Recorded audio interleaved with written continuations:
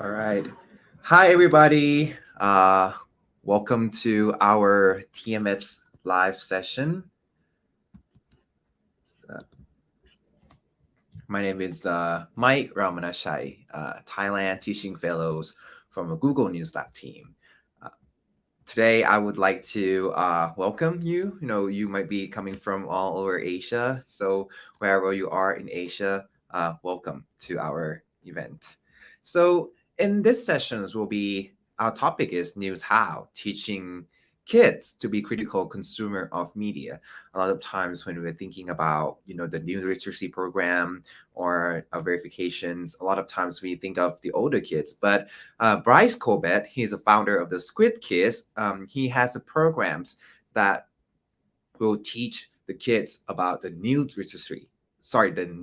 literacy, how to make it fun, and how to make kids engaging in this environment of misinformation. So with that, Bryce, take it away. Thank you, Mike, and hello to everybody out there in the internet world. It's a pleasure to be here, and a big thank you to the Google News Initiative for asking me to kick off their Lightning Talk series. I should probably add, for anybody who wishes to ask a question, there'll be a Q&A session at the end of the presentation. You can ask a question by using the Ask a Question button on the stream. So let me introduce you all to the wonderful world of Newshounds. Can everybody see me? I will take you through a bit of an explanation around what Newshounds is, how it came to be, and the work that we're doing here in Australia and across New Zealand to help make children critical consumers of media. So first of all, what is Squiz Kids? Squiz Kids is a daily news podcast that I created back in January 2020. It's a free daily news podcast made just for kids. And from a standing start in January 2020, we are now listened to by over 160,000 Australian kids every single day, including very happily in over 5,000 classrooms around the country. So it's certainly, when we started it, we weren't sure if it was going to find an audience. We didn't know if kids were going to be interested in news generally. Obviously, traditional news media was waning. Kids increasingly seem to be not that interested in news or the world around them, but I'm a journalist and have been for over 25 years. And I guess I knew the importance of kids knowing what was going on in the world around them.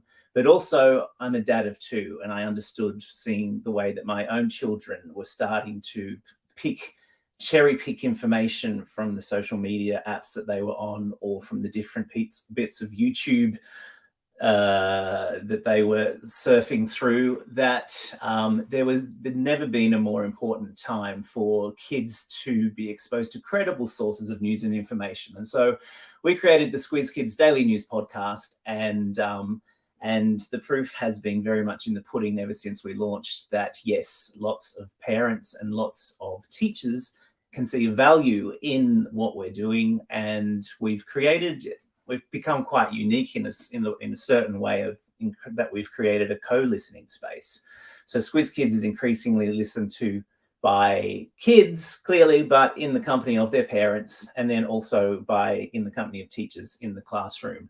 I like to describe Squiz Kids as sugar-coated broccoli, because I figure that kids are being tricked into eating or consuming something nutritious on a daily basis.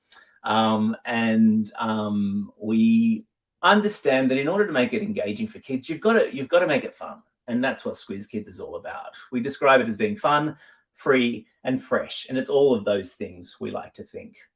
It's created by myself, as I said, a journalist of over 25 years experience. I've worked in newspapers, magazines, radio, and television. I worked both here in Australia and in London, and also in Paris. Here in Australia, I worked with the Australian Financial Review, most notably, and also with 60 Minutes, a television program. So I have a pretty fair idea about how news is created, how news is made, and the motivations and various forces at play in its creation. Now, I am ably assisted in the Newshounds task by the wonderful Amanda Bauer. And she, like me, is a newsroom refugee. She began her life as a newspaper journalist and in Perth in Western Australia, and moved across to New York, where she worked at Time magazine before deciding, or seeing, I like to say she saw the light and became a primary school teacher, which uniquely positions Amanda as somebody who not only understands how a newsroom works and how news works, but also understands how to speak to children, which is obviously vital in the exercise that we're engaged in. So what is Newshounds? It's a media literacy resource for primary school students, which we believe is the only one of its kind. It's a fun, because as I said, it's got to be fun, a fun interactive podcast series teaching kids to recognize misinformation online. Now, we know today that there is more information coming at our kids than at any other time in history. And whilst there is a massive amount of information coming at them, what is diminishing is their ability to be able to put it through a filter and discern that which is true and that which is not true. What they don't have are the skills to determine what is online fact and what is online fiction. And this is where Newshounds comes in. There's a lot of programs which are out there which tend towards children in high schools and tend towards perhaps media literacy amongst adults. But what's been missing in the market until the creation of Newshounds has been a media literary resource made especially for primary school children or elementary school children, depending on where in the world you're from. So what we aim to do with Newshounds is to make our children critical consumers of media. We want them to stop, think, and check before believing everything they see, read, or hear on the internet. Now, this Newshounds program that we have created has been developed in consultation with academics, with school teachers, and obviously with kids themselves.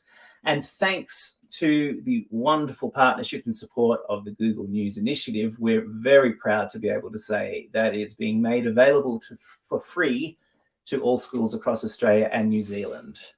So how does Newshounds work? Very simply, it's 8 podcasts. We're in the business of podcasting, so we created an audio content. 8 podcasts that come with an accompanying videos and a digital or hard copy student workbook, then a comprehensive teacher manual, classroom posters, parent information packs, and more. What we've done with Newshounds is to create across those 8 podcasts what we like to describe as a virtual board game. So there you will see Squizzy, the detective dog. And it's his job to award students a badge each time they complete a session. So each time they complete one of the 8 sessions, they receive a detective dog's badge, including a torch to shine a light on the truth and a set of handcuffs to arrest misinformation. So this is all about gamifying, if you like, the learning process, making it fun, making it engaging, because you need to if you want to keep kids' attention. But at the same time, as I said, sugar-coated broccoli, it's all about teaching them really important life lessons about how to recognize misinformation on the internet when they come across it.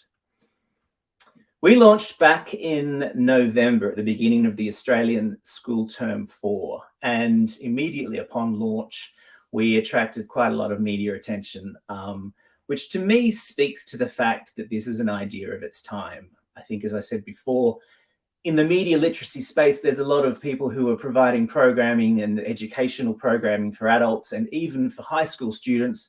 But increasingly, there's an acknowledgement that if you want to teach children how to recognize misinformation online, then you need to do it at a very early age. You've got to get them when they're young.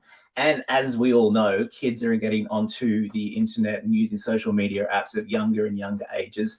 So the imperative is there to teach them as soon as we're able to be these critical consumers of media. So it attracted quite a bit of attention when we launched, which was extremely gratifying, and also just made us realize that, yeah, we've hit on an idea here that really does have legs. How is it actually going though in practice? We're 5 months in, and our goal was to have 500 classrooms signed up by July of this year. As of this month, we have just under 1,000 classrooms who have signed up and who have started the Newshounds program. So a conservative estimate is that there are now some 23,000 Australian and New Zealand school kids who are currently learning to be critical consumers of media. And that, as you might well imagine, is immensely gratifying for us. And it also underscores that we've found something that has really hit a nerve. And I think it's hit a nerve with teachers, as indeed it's hit a nerve with parents. And because we've made it fun, and thanks to our friend Squizzy, the detective dog, we have managed to engage and hold the attention of kids sufficiently that they are learning. We're teaching them by stealth. Now, in order to ensure that Newshounds is as effective as it can possibly be, we've made sure that we've employed the services of Dr. Amanda Levido from the Centre of Excellence for the Digital Child at Queensland's University of Technology. Dr. Levido is conducting a study, an academic study into the effectiveness of Newshounds. It's a report which entails her speaking to the teachers who are teaching it in the classroom and also to the students who are being taught the program in the classroom, so that we can work out what parts of the program are working really well, which ones are landing, which ones are not working quite so well, all part of an effort to refine it so it can be the most effective teaching tool that it can possibly be. That study is currently underway, and we expect an interim report at the end of May. Big question is, beyond my hunch that kids need to learn how to be critical consumers of media, and beyond my own personal experience with my own 2 children, how do we know that there is a need? How do we know that there is an actual desire out there amongst people to have their children taught how to be critical consumers of media? We conducted over the month of February the inaugural Squiz Kids and Media survey. As I said, over the month of February, we surveyed the parents, carers, and teachers who are listeners of Squiz Kids to ask them about their children's media consumption habits. We had 775 respondents in total, 534 of which were parents, 241 of which were teachers. The key findings from that survey was that there are high levels of concern about Aussie kids being exposed to misinformation, particularly on social media. That there were also low levels of confidence that Aussie kids know how to tell if something they come across online is fake or true. And number 3, that parents, carers, and teachers are worried about their abilities to help kids become critical consumers of media, particularly and including social media. So our hunch was given some empirical underpinning, which was also very gratifying. One of the questions we asked in that survey was, where do your kids get their news and information?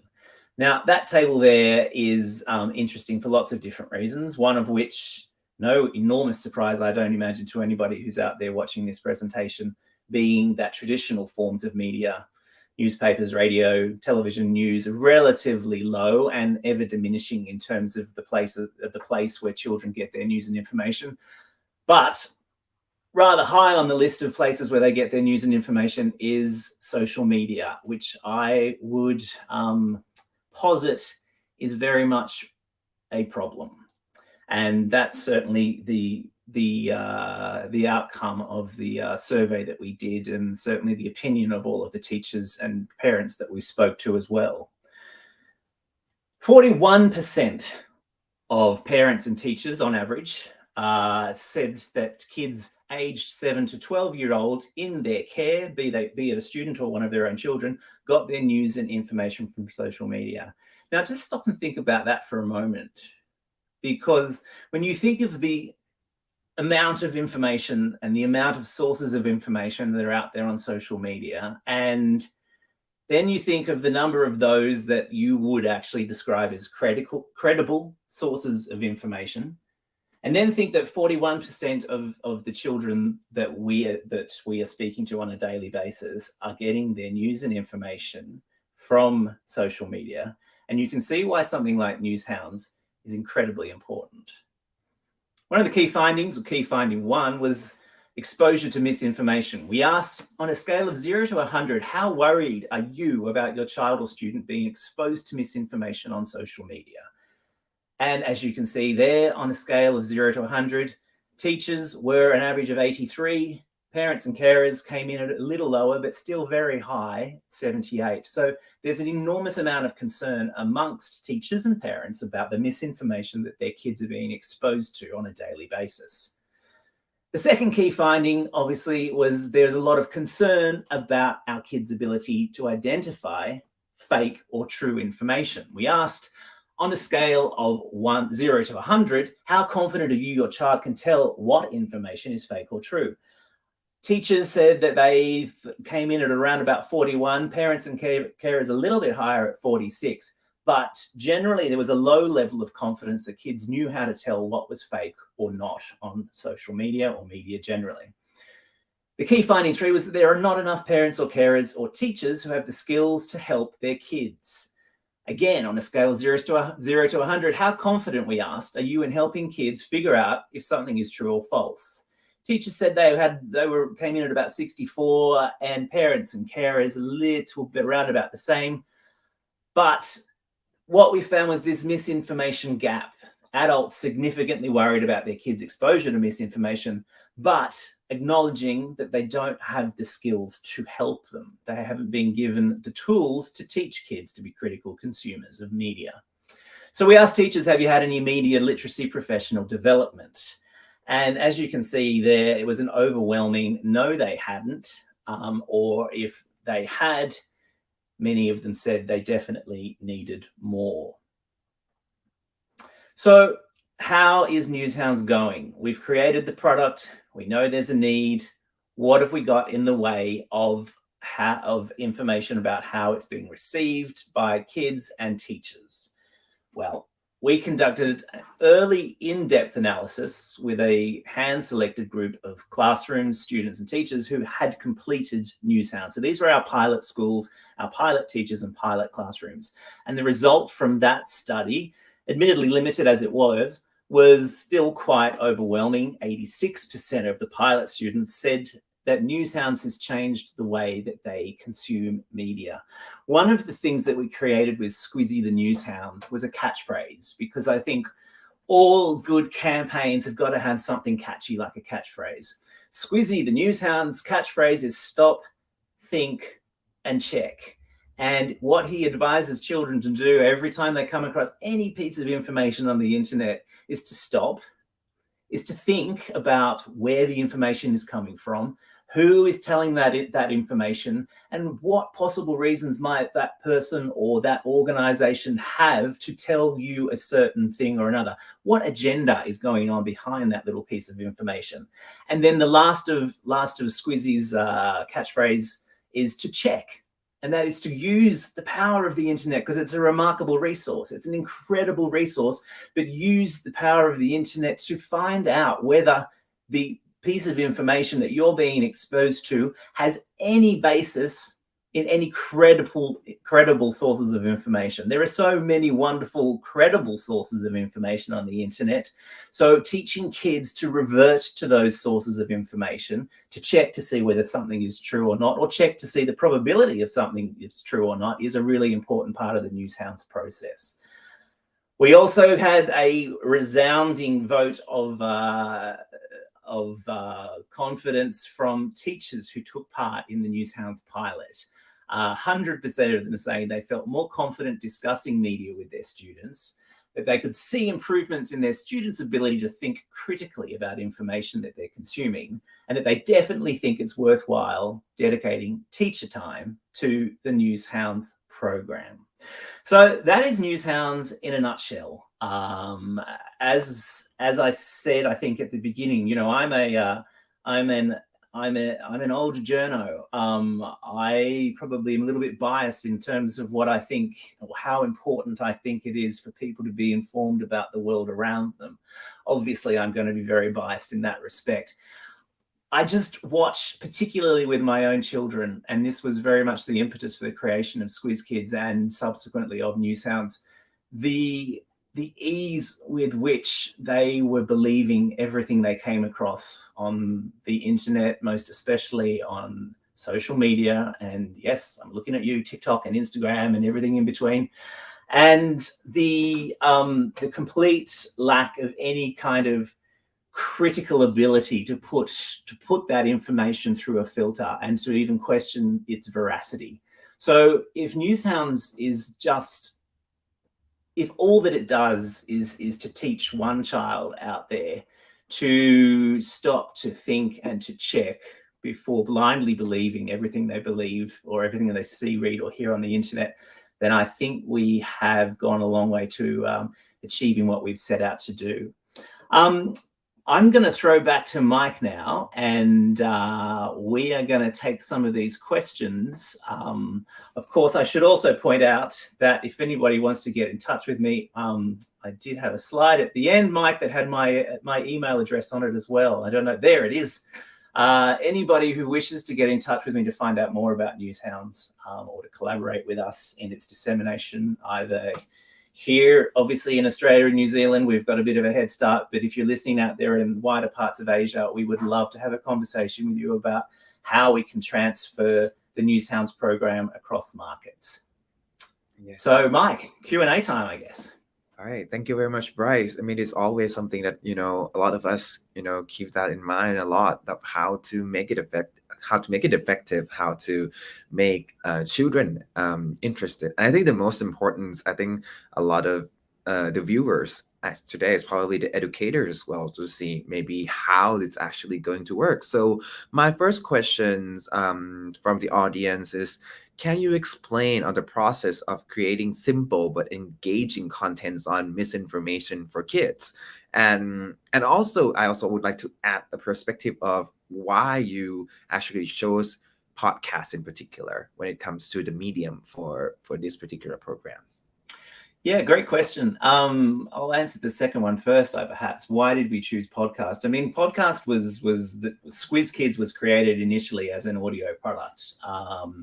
And it seemed the most natural extension. We have a ready-made audience via Squiz Kids. We've spent 3 years since we started producing a daily news podcast for kids of building up not just a very large audience, but also what we've managed to do in those 3 years is to earn the trust of that audience. And when I talk about our audience, I think, as I explained earlier on, our audience is very much kids first and foremost, but it's also their parents and it's also the teachers who are listening to us in the classrooms. So having built that platform, having built that audience, and now also having built that trust, it seemed the most natural extension for us was to continue in that audio space. Audio too is a really intimate form of media. It's really hard for kids to get distracted by flashing lights, and it demands a certain amount of concentration. It's also quite a fun medium to work in, because you can add all sorts in a really lo-fi, low-cost kind of a way. You can add all sorts of little bits and pieces that will keep kids' attention, because that's the trick. When you're dealing with primary school kids and elementary school kids, it's all about inserting lots of sound effects and lots of color and movement to maintain their attention and interest. And then in answer to how do you expand on the process of creating simple but engaging content on misinformation for kids? This is where I am very lucky to be collaborating with a school teacher, because her ability to speak to small people is quite remarkable. She understands from a teaching and pedagogy point of view of the sorts of hooks that you need to maintain children's interest and to keep them entertained. And again, I would also say the entire Squiz Kids enterprise has never been about old people telling young people what to think or what to do. It's always been about meeting them halfway. I mean, if you don't make it interesting from kids on a daily basis in terms of the content we cover in the podcast, they'll stop listening. It's got to be as much about the gaming world and Super Mario and Taylor Swift as it does about, the arraignment of Donald Trump. Like, we have to find a happy medium between the two. And I think we've managed to work out a way to make it fun and engaging. That's the trick with anything when you're dealing with children. Yeah, it's like make it simple and fun, and I think it's like Yeah. less distracted with the audio. I think that's what I these are the key takeaways that I Mm. get, yeah, from And you. turning it into a board game is so that there's an element of kids love to compete and they love to test themselves. And so making it a board game format has also, I think, made it very sticky. Yep. All right. So the second questions that from the audience is, how do you test your program? Podcast, classroom modules, and board games, so it's suit and understandable for kids age 7 to 12. Also, giving that 8 years old and 12 years old can have a wide difference in comprehensions and thinking skills. How do you bridge that gap so then your content appeal as much Yeah. on the 8-year-olds and also on the 12-year-olds? That is an excellent question, and it's a question that I probably will have a more comprehensive answer to once the academic study by the Queensland University of Technology has taken place. Because we again, by virtue of having experts who work in classrooms, so teachers who are used to dealing with children and have a sense of what kids are going to understand, that's a huge advantage. We've also tied it to the Australian Media Literacy Alliance have a curriculum guide that we've tied it to, so that we make sure that we're ticking a lot of boxes from a curriculum point of view. But it's a very broad church when you're dealing with kids aged 8 to 12. We find that it's generally the kids between, I would say, 9 to 12 who are getting the most out of it. We've had younger kids do it, kids some as young as 7 and 8 do it, and they still get a lot out of it. But it's perhaps something that is better appreciated by the kids who are skewing a little bit older. But also for anybody who wants to obviously jump in and trial Newshounds, they're very welcome to do so via the Squiz Kids website. And you'll see there that we've included lots of examples, real life examples of misinformation that kids will have come across themselves or involve pop culture references that kids would get. I mean, I'm thinking particularly of an Instagram post that was made by Rihanna back during the time of the Australian bushfires. And it went viral, and it's a perfect example of how photo manipulation can distort the original intentions and meanings of something. And because it's Rihanna, kids are automatically immediately interested. Yeah. So actually, it's actually brings us to the next questions, which is, people. This is a lot of assumptions, and me included. But I think I sort of know, how you're gonna answer this. But there's news. When you think of news is full of tragedy, violence, sexual references, and ardent, content is probably suited for adults. It deals with complex issues, such as hate speech, inflation, politics, geopolitics, and so on. So how do you select what news is age appropriate and to be discussed in your program? Yeah, look, that's a great question. So we produce a podcast on a daily basis during the school term. So, and that is an exercise whereby myself and my colleagues putting together the podcast go through the news list as we would have done when we worked in newsrooms, and then putting it through a kid-friendly filter. Now, that's not to say we don't cover big stories. I mean, the Turkish earthquakes, for example, these are the sorts of stories that kids will be hearing about, that kids will be exposed to. They'll be picking up by osmosis from other sources of information they'll be exposed to, be it the TV news, the radio news, on the internet, whatever it may be. So we don't shy away from those big topics. We're very careful. I mean, part of the reason I created Squiz Kids in the first place is because I used to watch, when my children were smaller, I used to watch the evening news with my finger hovered over the mute button, because at any given moment, I thought something's going to come up that'll be inappropriate for them to hear, or that is just going to make them either anxious or scared. And I don't know that I need for them to feel that way. So that was part of the reason we created the podcast in the first place. And what we do on a daily basis is just we will talk about the big news stories of the day, but we'll do it in a way that doesn't leave kids feeling more anxious after having listened to it. So it's not about creating anxiety or creating fear. It's about explaining to kids in a really factual way. For example, with the Turkish earthquakes, this is a cataclysmic event. It's a big, big deal. Lots of people's homes were destroyed, and lots of people are out in tents.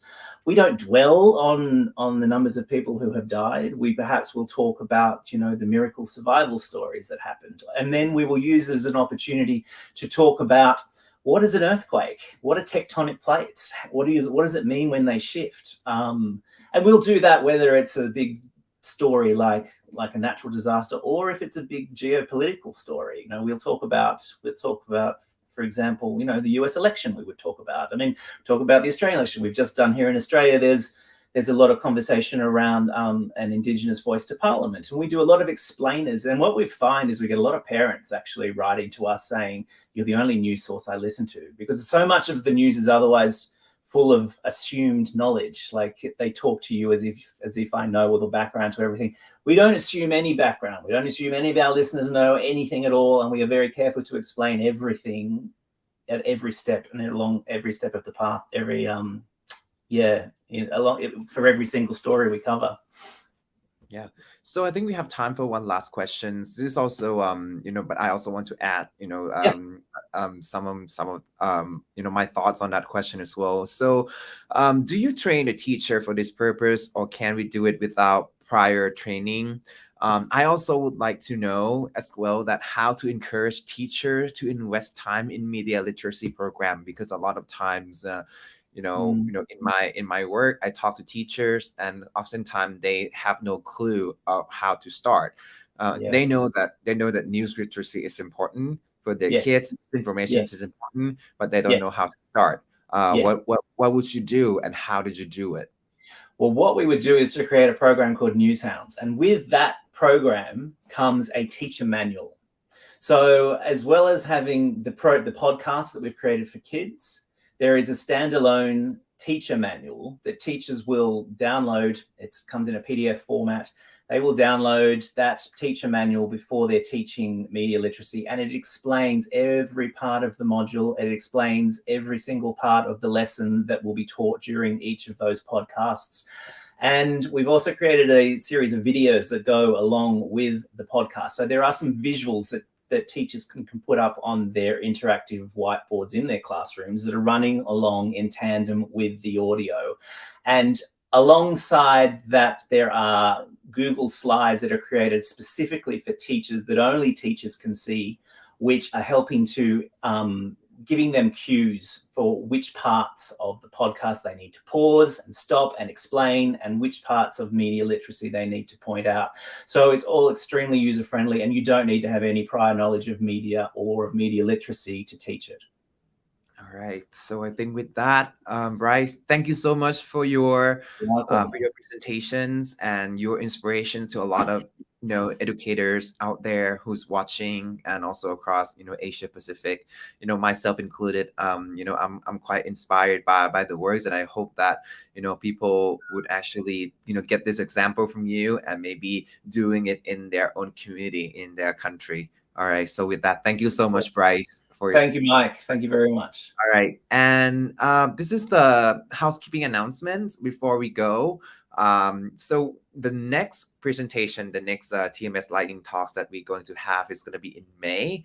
So it will feature the media literacy work that's done by the Taiwan's community colleges. So for more information, you can also, make sure to follow our TMS website. And in May, we also have another session with Professor Masato Kajimoto from the University of Hong Kong. So this is also a very, very informative sessions for those of you who are working in the educator sections and want to promote the news and media literacy. So please stay tuned, on your email inbox and also on this website. So thank you so much for watching our TMS talks this afternoon. So I wish you have a great day. Thank you.